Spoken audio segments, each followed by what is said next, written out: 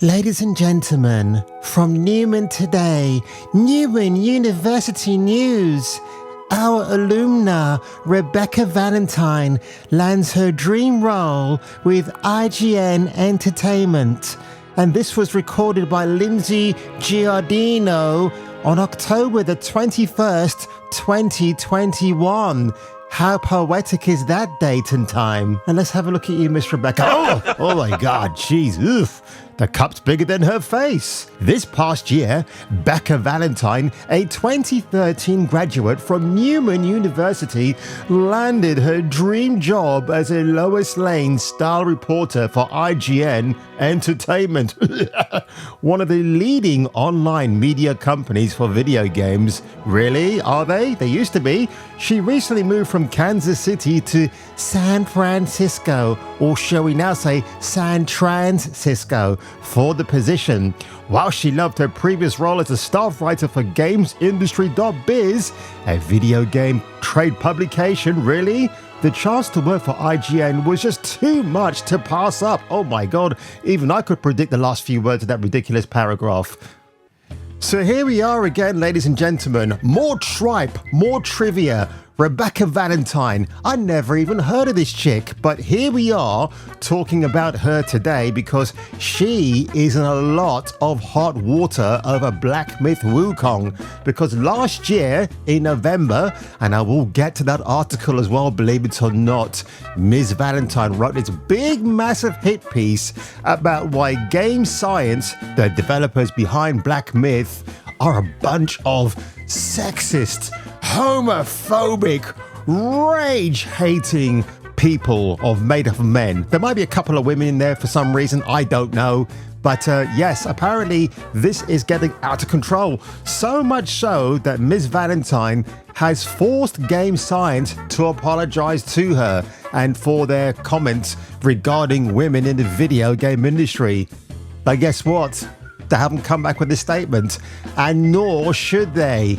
Well, space fans, exciting news, huh? And there's even more in part 2. On today's episode of Kung Fu Hot Dog.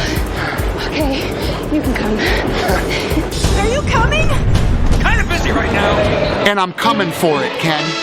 I'm coming for the fucking money, you piece of shit.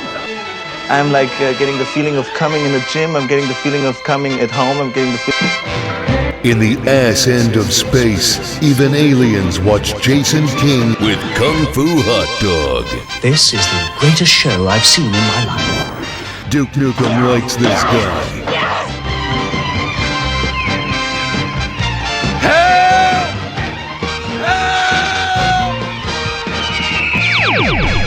Approved by 1970s Robert Redford. Now let's face it, folks, Rebekah Valentine isn't exactly easy on the eye like Sydney Sweeney or Jessica Chobot or Naomi Kyle or Alana Pierce. But this is her IGN profile because, of course, you know the old joke already. You can't say the word ignorant without spelling out IGN. And to be fair, Ms. RV has written quite a lot of articles. I had seen some people saying, well, she's not really done much in her time. I mean, she joined in 2021, but this is the list of what she's done so far.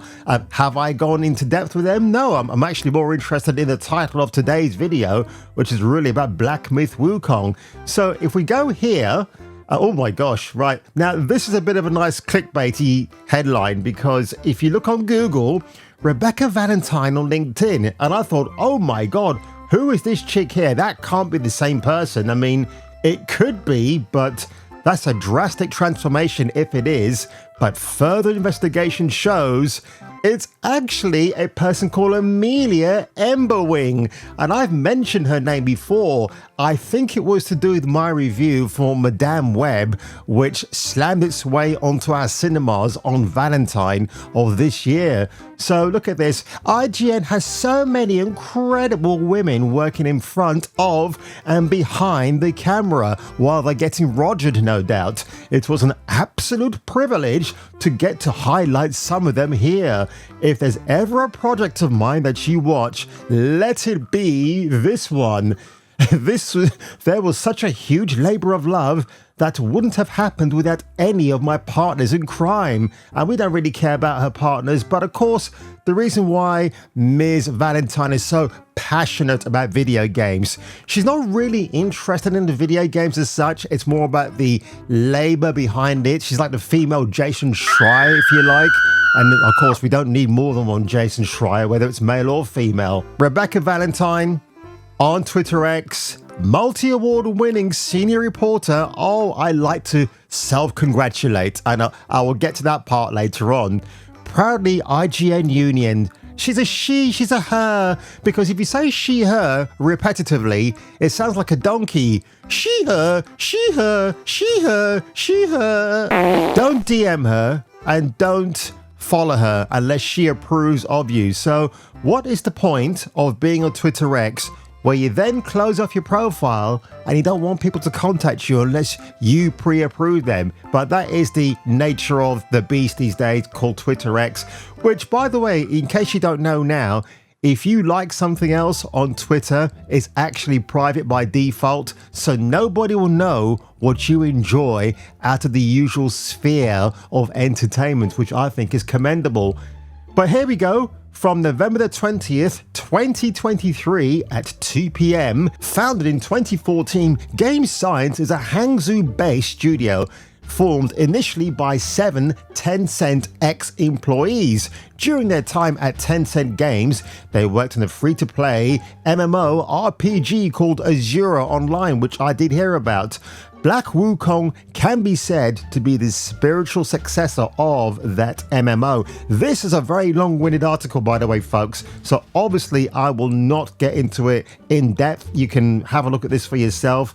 But what she wants to highlight here is a gentleman called Feng. I think his name is Q Feng or Feng Q. Thank you very much.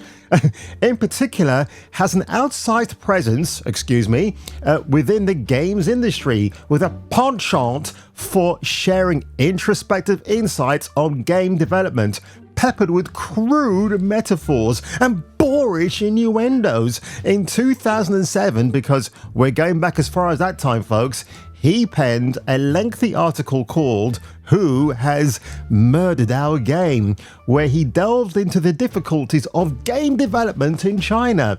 Feng compared failed projects to, oh no, I can't say that part, shall we say babies that didn't make it out in the end, given that many games had to cease development despite being worked on for a year or so. He then brought up this analogy, and I'm not going to read that part either. Again, I don't know how true this all is because she hasn't actually backed up her claims, so to speak. Now, according to what I've just read, this article here is the translated from Chinese into this. Regarding the issue that gaming content must cater to female players, I have always been extremely confused as I look at the way I position my product and say loudly in the mirror, my game is for girls. If this is not the case, then you have to think about what the majority of girls want. And you know, this does bring me to a point actually, which is when a guy enjoys a game like Call of Duty, maybe Halo, and then you got girls online, especially they want to get a piece of that action because men can't have a great hobby time online and get monetized for it. No, women have to walk in and try to steal our thunder, don't they? Because they can't have an original idea themselves. F sissies, F tragic love stories, F moonlit peach blossoms, and flute-playing scholars. You don't need the reverse motivation of female players. You don't need to take care of those worms who just want to date chicks. Some things are just for men. Their depression, their anger, their pain. Again, this is all alleged stuff from this guy, but if he has said that, full marks to him. I'm not going to actually hold that against him. All he's interested in is making a great video game. And by the way, Black Myth Wukong is the most pre-ordered Steam title right now. I'll flash a screenshot here of what that currently stands at and you can see for yourself. So now, in response to the backlash that Ms. Valentine's got, you know, the one who hides behind a Twitter protected profile now, she published this article and it's a report from last year. So Rebekah Valentine we published a comprehensive report on IGN detailing a number of sexist and inappropriate remarks made by multiple developers of Black Myth Wukong. By the way, Rebekah, you do know this kind of behavior, as you like to highlight, has been going on in the games industry for years, but nobody bats an eyelid because, shock horror, believe it or not, that's actually part of work culture. When I worked in a government organisation back in the mid-noughts, I saw plenty of that stuff there. Did anybody say anything? Of course they didn't, because who would believe you? So I find it hard to believe that she never went after Rockstar, maybe even going after Capcom, Konami, all these big companies, maybe Sega, for example. Why don't you contact them, Rebekah, and see if anybody comes out of the woodwork and tells you about alleged things that may or may not have gone on, because you haven't got the gump. You haven't got a backbone, have you? You haven't got any of those to call yourself a credible games journalist. So one thing to note here from Grums reposting the article, IGN releases a statement via original Black Myth Wukong hit piece author Becca Valentine. However, these are the following bullet points. She fails to address the mistranslated text, demands developer address her false claims against them, demands the devs she attacked to defend her personally for making such false claims, whines that there are no femme-coded characters in the game, whatever that is, and I'll get to that point later on. You can't make this shit up. Defend me as I attack you, Game Science. Apparently their logo, and Smash JT talked about this in his video, looks like a male sperm. Now, when I see that, I don't think about that, but now that you mention it, JT, I can't get it out of my head. Stop. I wrote an open reply and pinned it to my feed. You can check it out there, said Grums. So that is absolutely hilarious again, when you look at Ms. Valentine, I'm pretty sure she's a cat lady. I mean, come on. If she's got somebody in life, I'll be absolutely surprised and shocked by that. You'd have to be absolutely desperate to be dating a raging mad feminist like her. So what happened here at the Summer Games Fest, Black Myth Wukong developers turned up and they were going to show like about 9 or 13 minutes of actual game footage behind closed doors. So, like Mitchell, I had the opportunity to see Black Myth Wukong at Summer Gay Fest, though my appointment was admittedly a little strange. I was told as part of my invitation that Game Science would have a statement related to the reports of sexism. I arrived at the appointment and saw the game as planned, but when I asked for the promised statement, I was told by a PR rep, Game Science is focused on the demo during play days and will only answer questions related to gameplay. So obviously what they did, they cast out their fishing line. Rebekah, like the trout that she is, says, oh, I'll come along. I can't wait to get my retracted apology. Oh, I can't wait. And guess what? There was nothing prepared for her, because do you think these people are stupid, Rebekah? Obviously you are, so good for you. Mitchell's preview doesn't need any validation on my part for what it's worth. I fully back everything he's written here. Black Myth Wukong looks like it'll be a great game. It's gorgeous with snappy combat, fantastic monster design, and some really interesting boss fights. So, Rebekah, if you're praising the gameplay that you've heard from a third party, why are you still going after Game Science? That makes absolutely no sense. There's no sense to the science. Now, folks, we have to brace ourselves now for some emotions like Mariah Carey, because when I read this, I felt like I had to go and empty my bowels again for the second time this morning. One last note. I didn't see any women or femme-coded characters in the demo, and I was able to confirm from Game Science that there were none present in the section of the game presented to the press. There will be women in the final game, but for now, it's impossible to really comment on whether or not Game Science developers expressed beliefs permeate Black Myth Wukong in a meaningful way. Now, thanks to Mangaloya on Twitter X, he brought this to everybody's attention that IGN, with all the virtue signaling they're doing at the moment, courtesy of Rebekah Valentine, they had a series as far back as 2009 called Babeology, and I found some video evidence courtesy of Sarah Brinsfield, and here she is. Look, the IGN logo clearly emblazoned on the bottom right hand corner, and I do like myself a good bottom. I'm Sarah Brinsfield, and I'm here at IGN, and you're at my hot butter shoot. Your hot butter shoot. Young boss. And that's all I can show you, folks, because while there's nothing provocative at the beginning of this video, later on I can see why this got age restricted. So just to avoid that complication, I will leave a link for you and you can go and study the hot butter shoot of ex-IGN presenter Sarah Brinsfield. As I am a man of culture and like to investigate things extremely thoroughly, if I do get to the bottom of things and find any cracks in the story, I'll be sure to let you know. nygamecritics.com, this website right here, playing with purpose, ladies and gentlemen, because it's an award-winning arena where writers teach and mentor and groom. That last part is a joke, but I had to stick it in there. Undeserved youth to build pathways into gaming journalism, design, and writing. How wonderful, how cutesy-wootsy. Now, it's a well-meaning program. I never had anything like this when I was growing up in the 80s, so good for these people.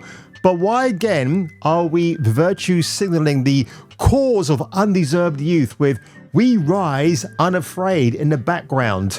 And again, okay, if you're talking about undeserved youth, that doesn't apply to youths without parents who didn't have a father figure in their lives. Anybody can grow up and get success if they are guided on the right path to righteousness, or whatever you want to call it, okay?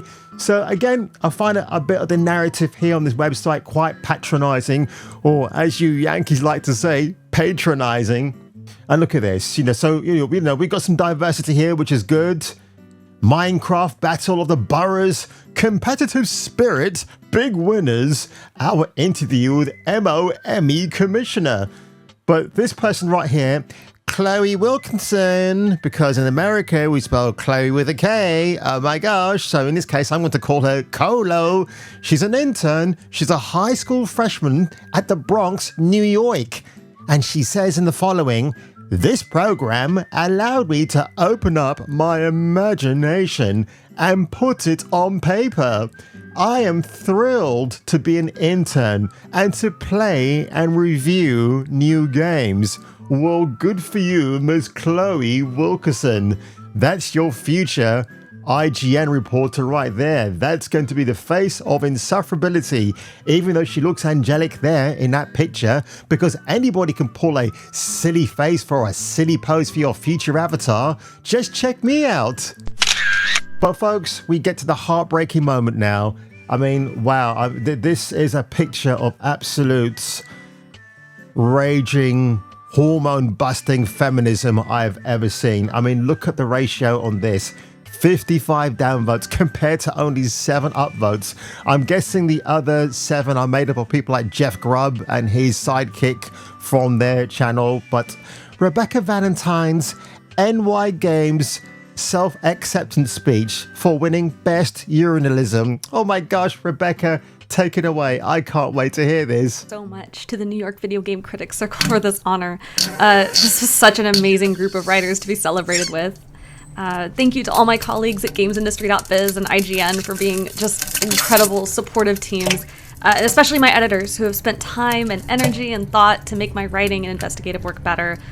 Brennan Sinclair, Matthew Handerhan, James Batchelor, Joe Scrubbles, Kat Bailey, Tina Amini, and Matt Kim. You're all wonderful. I'm truly grateful to everyone who spoke to me in any capacity at all for something. You mean people were forced to speak to you? For taking the time and energy and often risk to tell me about their experiences making games.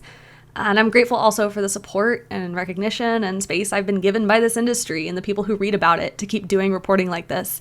I hope to be able to continue telling stories of how the games we all love so much get made for a long time to come. Thank you. Thank you. You love me. You really love me. I don't know about you folks, but I was dead after that speech. Holy shit, I'd rather watch Will Smith coming back on stage and slapping Mr. Chris Rock in the face. And by the way, I'm actually going to go and watch the new Bad Boys film later on this week, along with Bike Riders with Tom Hardy and Norman Reedus and the lovely Jodie Comer and Austin Butler. Can't wait to see that. I can't imagine why that film might appeal to my visual senses. But Rebekah Valentine, I think your days are numbered, love. I think they really are, truly and awfully, because, again, why do we even care about what a game developer may have allegedly done behind closed doors? And yet when you're seeing the product in front of you and you're waxing lyrical about it, but now you have concerns that it's a bad game to buy because the people behind it are absolute sexist and misogynistic. Oh my gosh, get over yourself, Rebekah. I've worked in many places in my time, and I can tell you, some women I've come across have been absolutely nothing but insufferable. And then you get that quarter that are absolutely genuinely cool and think like the dudes. But here we are, folks. It's 2024, and apparently things aren't going to get any better, to quote D. Ream. They're actually going to get a lot more worse. And on that one, ladies and gentlemen, if you enjoyed today's video, leave a like below, smash that subscribe and like button, and if I were you, and if you were me, you might want to come back for the next video.